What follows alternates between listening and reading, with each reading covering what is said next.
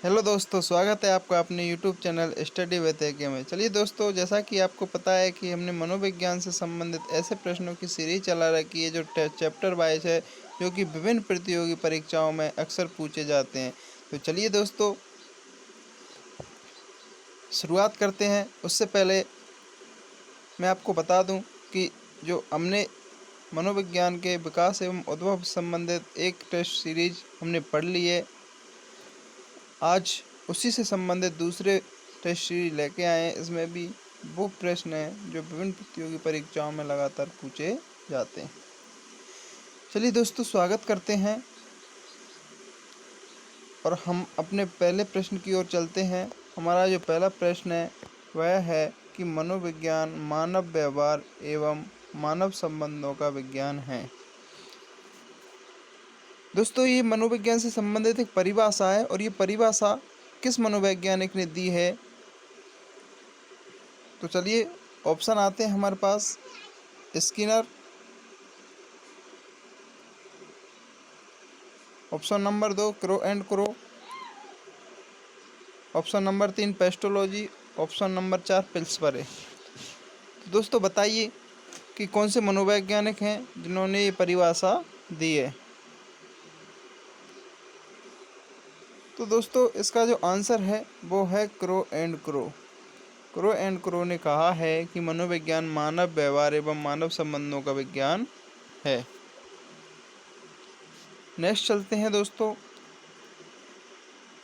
प्रश्न नंबर 2 है और प्रश्न नंबर 2 क्या कहता है कि मनोविज्ञान शब्द का सर्वप्रथम प्रयोग किसने किया था? जी हाँ दोस्तों, ये प्रश्न कहता है कि मनोविज्ञान का शब्द सर्वप्रथम किसने किया था। ऑप्शन अरस्तु ने, ऑप्शन नंबर 2 प्लेटो ने, ऑप्शन नंबर 3 सिगमंड फ्रायड ने और ऑप्शन नंबर 4 रुडोल्फ कोयकल ने। तो दोस्तों बताइए आपके हिसाब से कौन सा आंसर है, किस मनोवैज्ञानिक थे इन्होंने सर्वप्रथम मनोविज्ञान शब्द का प्रयोग किया था?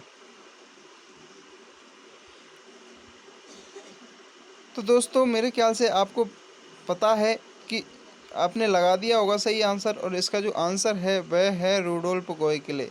रुडोल्फ गोयकले नामक मनोवैज्ञानिक ने मनोविज्ञान शब्द का सर्वप्रथम प्रयोग किया था। इन्होंने अपनी पुस्तक साइकोलॉजिया PSYCHOLOGIYA इस साइकोलॉजिया की रचना सन 1590 में की थी, और इस पुस्तक में ही इन्होंने मनोविज्ञान शब्द का सर्वप्रथम प्रयोग किया था। तो दोस्तों आई होप आपको ये प्रश्न अच्छी तरीके से समझ में आ गया होगा कि रुडोल्फ गोइकिन ने मनोविज्ञान शब्द का सर्वप्रथम प्रयोग किया था। इन्होंने अपनी पुस्तक की रचना की थी। उस पुस्तक का नाम क्या था? साइकोलॉजिया। कब की थी? सन 1590 में। नेक्स्ट दोस्तों, ये क्वेश्चन, ऐसे क्वेश्चन आपको कहीं देखने को नहीं मिलेंगे, और ये वे क्वेश्चन है दोस्तों जो अक्सर परीक्षाओं में पूछे जाते हैं, और ऐसे प्रश्न आते हैं जिनको हम आते हुए भी गलत कर जाते हैं। तो ये भी एक ऐसा प्रश्न है जो आपको थोड़ा कठिन लगेगा, लेकिन बिल्कुल सरल प्रश्न है, और ऐसे प्रश्नों को हम अक्सर परीक्षा में गलत करके आते हैं। तो बशर्ते हमें सबसे पहले प्रश्न को ढंग से पढ़ना होता है। अगर हम प्रश्न की लैंग्वेज को नहीं समझेंगे तो उत्तर तक सही तरीके से नहीं पहुंच पाएंगे। तो चलिए दोस्तों, सबसे पहले हम प्रश्न को पढ़ते हैं कि प्रश्न क्या कह रहा है। तो प्रश्न मनोविज्ञान शब्द है वो किन दो ग्रीक भाषाओं से मिलकर के बना है? अर्थात मनोविज्ञान शब्द ग्रीक भाषा से मिलकर के बना है। और अगर प्रश्न आ जाता है दोस्तों कि मनोविज्ञान किस भाषा का शब्द है, कि मनोविज्ञान किस भाषा का शब्द है, तो दोस्तों अगर मनोविज्ञान किस भाषा का शब्द है तो ऐसे पूछे तो मनोविज्ञान लैटिन भाषा का शब्द नहीं होगा। मनोविज्ञान अंग्रेजी भाषा का शब्द है। किस भाषा का शब्द है? अंग्रेजी भाषा का शब्द। तो दोस्तों चलिए हम इसके ऑप्शनों पर बात करते हैं। ऑप्शन नंबर 1 है साइको प्लस लोगस, दूसरा साइकी प्लस लोगस, तीसरा साइकी प्लस लोगस और चौथा साइको प्लस लोगस। तो दोस्तों बताइए आपके हिसाब से कौन सा इसका आंसर होगा।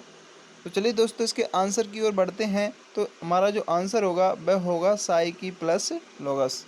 जी हाँ दोस्तों, आपको पता है मनोविज्ञान शब्द दो शब्दों से मिलकर बना है, एक साइकी और एक प्लस लोगस। इस साइकी का अर्थ इन्होंने आत्मा माना था और लोगस का अर्थ अध्ययन करने वाला माना था। अर्थात इस प्रकार हम कह सकते हैं कि मनोविज्ञान आत्मा का अध्ययन करने वाला विज्ञान है, जो सर्वप्रथम किस मनोवैज्ञानिक ने स्वीकारा था? अरस्तु, सुकरात, प्लेटो आदि ने।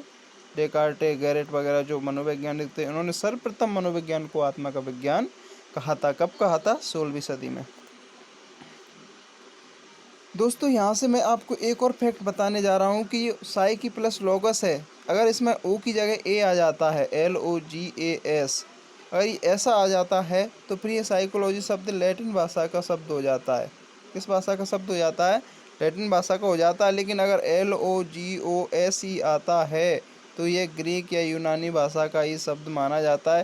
हालांकि दोस्तों यूनानी कोई भाषा नहीं होती, यूनान देश की भाषा है जो ग्रीक भाषा। अगर ऑप्शन में ग्रीक नहीं आता, यूनानी आ जाता है, तो वहाँ पर यूनानी हमारा बिल्कुल राइट आंसर होगा। चलिए दोस्तों नेक्स्ट चलते हैं। क्वेश्चन नंबर 4 आता है हमारा, कोल्सनिक के अनुसार विश्व के प्रथम मनोवैज्ञानिक हैं।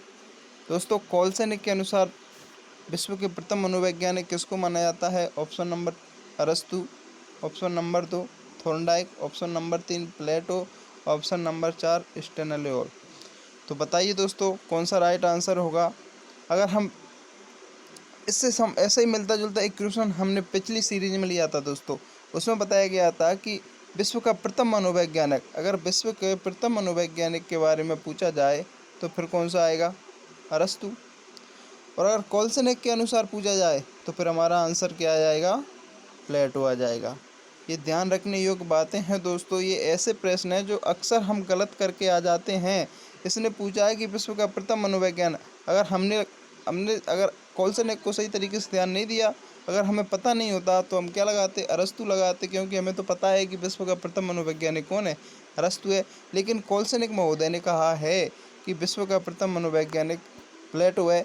इन्होंने कहा था कि प्लेटो ही क्यों है? क्योंकि इन्होंने कहा था कि मनोविज्ञान को दर्शन शास्त्र से अलग करने का सर्वप्रथम विचार प्लेटो ने दिया था, लेकिन किया नहीं था, इसलिए इसका ये विचार था ज़्यादा समर्थक नहीं हुआ और इसका विरोध हो गया। आई होप दोस्तों आपको अच्छी तरीके से समझ में आ रहा होगा। हम ऐसे ये दोस्तों हम जो सीरीज चला रहे हैं ये केवल 4 प्रश्न ही नहीं है, एक प्रश्न ही नहीं है, एक प्रश्न के साथ साथ हम 4 से 5 क्वेश्चनों को कंप्लीट करते जा रहे हैं दोस्तों। विश्वास कीजिए ये चैनल आपके लिए बिल्कुल फैक्ट तथ्यों के आधार पर सामग्री उपलब्ध करवाता रहेगा और केवल आप सपोर्ट कीजिए, बने रहिए, वीडियो को अंत तक पूरे देखिए, मज़ा आ जाने वाला है दोस्तों।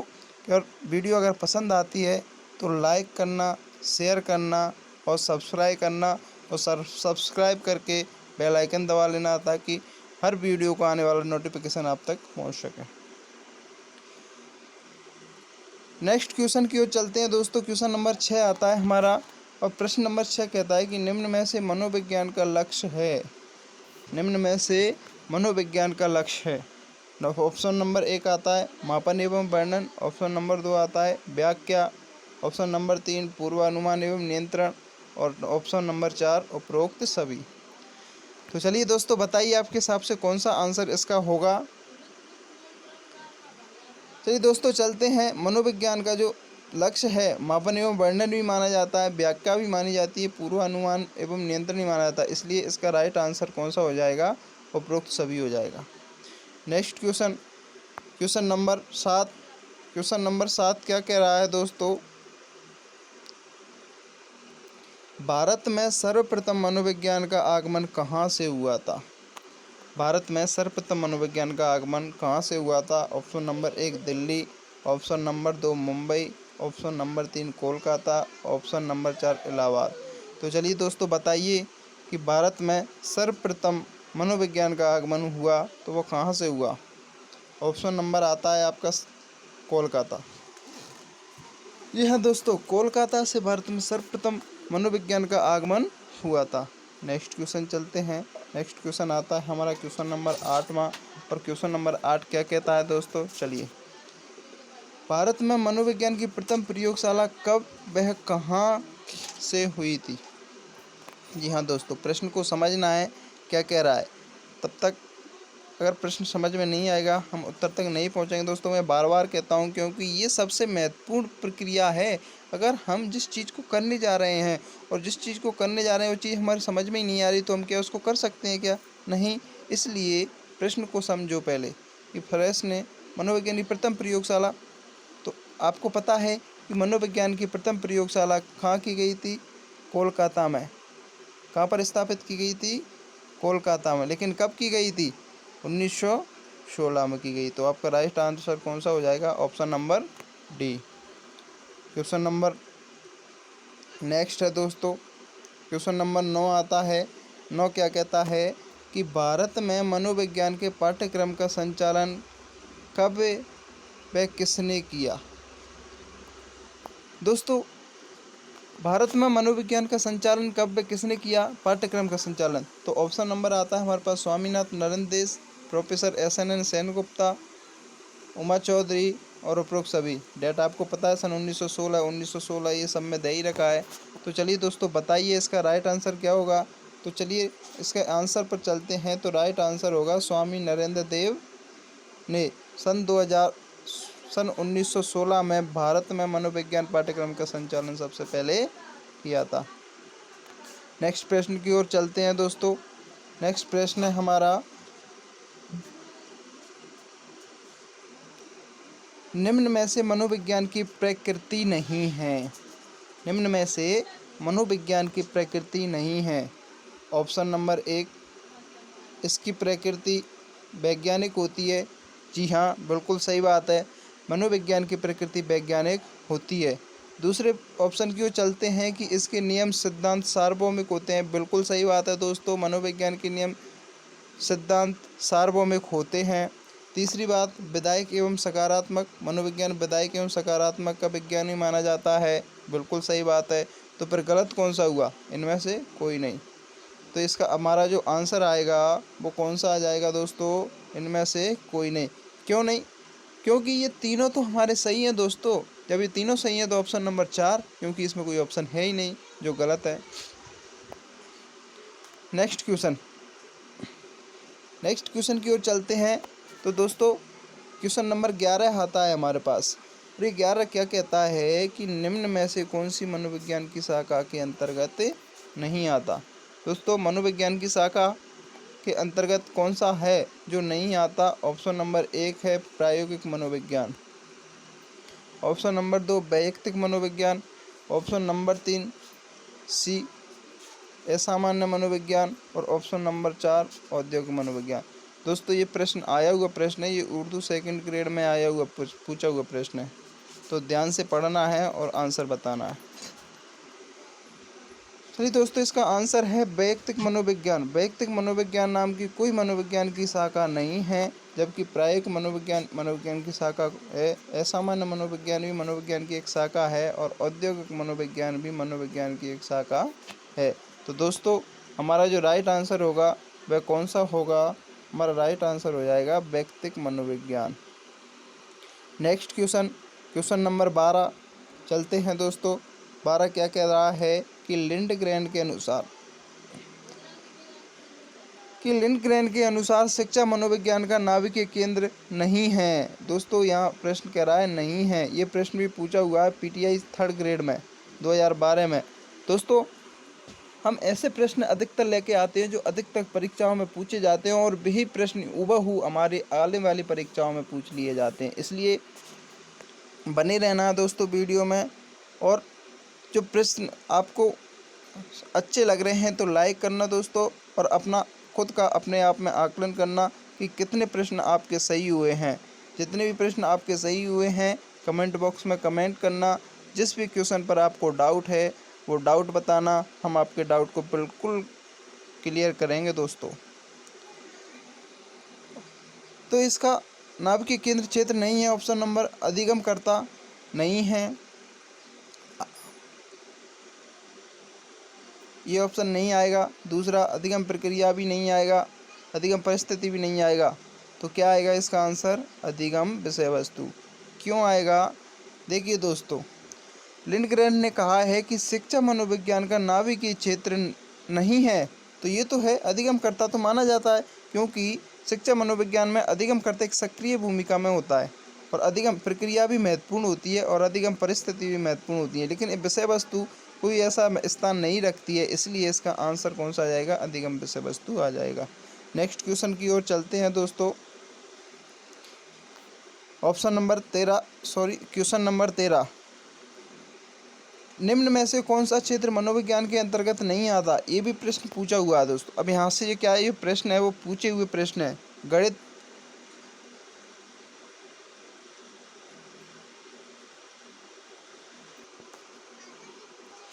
गणित सेकंड ग्रेड 2010 में पूछा हुआ प्रश्न है दोस्तों। चलिए इसके ऑप्शनों की ओर बात करते हैं। ऑप्शन नंबर 1 आता है औद्योगिक मनोविज्ञान, ऑप्शन नंबर बी आता है राजनीतिक मनोविज्ञान, ऑप्शन नंबर 3 आता है विकृत क्लिनिक या मनोविज्ञान और ऑप्शन नंबर डी असामान्य मनोविज्ञान। तो दोस्तों बताइए इन ऑप्शनों में से कौन सा एक ऑप्शन ऐसा है जो मनोविज्ञान के अंतर्गत नहीं आता है, बाकी 3 ऐसे हैं जो मनोविज्ञान के अंतर्गत आते हैं। तो दोस्तों हम बात करते हैं ऑप्शन नंबर ए की। तो औद्योगिक मनोविज्ञान बिल्कुल आता है, विकृत मनोविज्ञान बिल्कुल आता है, असामान्य मनोविज्ञान बिल्कुल आता है, लेकिन दोस्तों जो राजनीतिक मनोविज्ञान है वह इसके अंतर्गत नहीं आता और ऑप्शन नंबर 2 राजनीतिक मनोविज्ञान हमारा राइट आंसर हो जाएगा। क्वेश्चन नंबर नेक्स्ट की ओर चलते हैं। क्वेश्चन नंबर 14 आता है दोस्तों, मनोविज्ञान की प्रवृत्ति की मुख्य विशेषता है। ये भी प्रश्न बिहार टेट 2012 में लेवल फर्स्ट में पूछा हुआ प्रश्न है दोस्तों। प्रश्न को समझते हुए प्रश्न के आंसर देना। ऑप्शन नंबर 1 आता है बाल मनोविज्ञान पर, ऑप्शन नंबर बी बालक के व्यक्तित्व आधार पर, ऑप्शन नंबर 3 व्यक्तिगत भिन्नता के सिद्धांत के आधार पर और ऑप्शन नंबर डी इनमें से सभी। तो दोस्तों बताइए इसका राइट आंसर क्या होगा? इसका राइट आंसर होगा व्यक्तिगत भिन्नता के सिद्धांत पर। जी हाँ दोस्तों, कैसे होगा देखिए। प्रश्न कह रहा है कि मनोविज्ञान की प्रवृत्ति की मुख्य विशेषता है। देखिए मुख्य विशेषता पूछ रहा है, अलग विशेषता तो है कि बाल मनोविज्ञान पर बल है, लेकिन जो मुख्य विशेषता क्या है, तो मुख्य विशेषता यह है कि मनोविज्ञान में हम प्रत्येक बालक की व्यक्तिगत भिन्नता को देखते हुए शिक्षा प्रदान की जाती है। नेक्स्ट क्वेश्चन दोस्तों 15वां क्वेश्चन आता है। 15वां क्वेश्चन क्या कहता है,